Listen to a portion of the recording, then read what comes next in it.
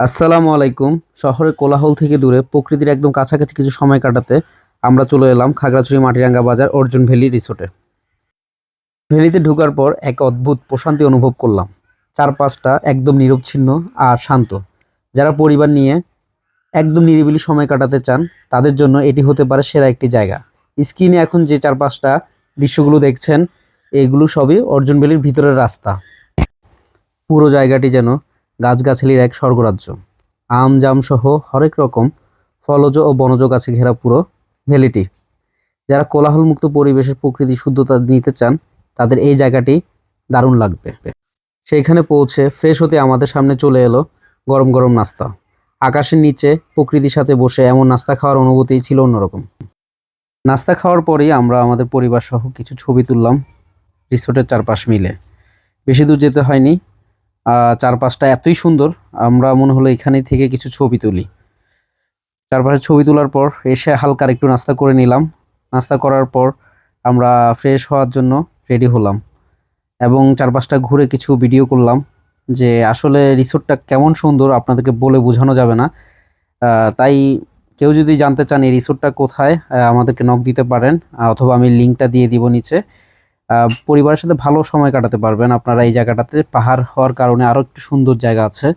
তো আমরা আমার পরিবার সহ একটু আশেপাশে ঘুরলাম। এই রিসোর্টের সাথে আরেকটি ফ্যামিলির বাসা ছিল, সেখানেও আমরা গেলাম। ছবি টবি তুলে এসে ফ্রেশ হয়ে আমরা খাবারের জন্য প্রস্তুত হলাম। দুপুরে লাঞ্চ সামনেই চলে আসলো। ওদের হাতের রান্নার প্রশংসা না করে পাই না। যে যে মেনুগুলো আপনাদের প্রয়োজন সবই আপনারা অর্ডার করতে পারবেন, তারা রান্না করে দিবে আপনাদেরকে। লাঞ্চ শেষে আমরা আবার ছবি তোলার জন্য রেডি হয়ে গেলাম, শুধু রাতের অপেক্ষায়। রাতে বারবিকিউ পার্টির জন্য আমরা রেডি হচ্ছিলাম। তার আগে আমরা বাগানটা ঘুরে দেখলাম। বাগানের চারপাশে যত গাছপালা আছে তার মধ্যে একটি অসম্ভব সুন্দর ছিল আমলকি গাছ, যেটাতে আমার বাচ্চারা আমলকি পেড়ে নিজেরাই খেয়ে নিল। আমলকি পেড়ে সবাই খুশি। এখন শুধু অপেক্ষা রাতের বারবিকিউ পার্টির জন্য। তো রাত হয়ে আসলো, বারবিকিউ পার্টির জন্য আমরা স্বাভাবিক সবাই রেডি। এখানে কয়লা দিয়ে বসানো হয়েছে, মুরগি পিস রেডি আছে, সবাই অপেক্ষা করছি কতক্ষণ সময় লাগে। আমি তার উপরে মশলাগুলো মাখতেছি তেল টেল দিয়ে। সবাই রেডি করে বসে আছে। তো আমার এই রেকর্ডিংটাতে একটা প্রবলেম হচ্ছে, সাউন্ড কম বেশি বাড়তেছে কমতেছে এই অবস্থা।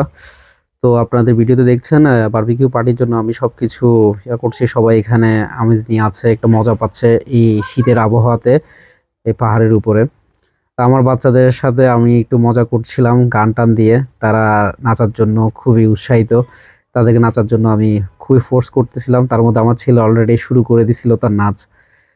তারা তাদের দুই ভাই বোনের কিউট নাচ আপনারা দেখতে পারতেছেন। তার মধ্যে আমার মেয়েটি একটু শাই ফিল করতেছিল, পরে সে নিজে উঠে নাচানাচি শুরু করলো। তার মধ্যে বারবিকিউ রেডি হয়ে গেছে। বারবিকিউ রেডি হওয়ার পর বাচ্চারাও ঘুমার মতো অবস্থা, আর খেয়ে খুব ভালো লাগলো। তো ভালো থাকবেন। আসসালামু আলাইকুম।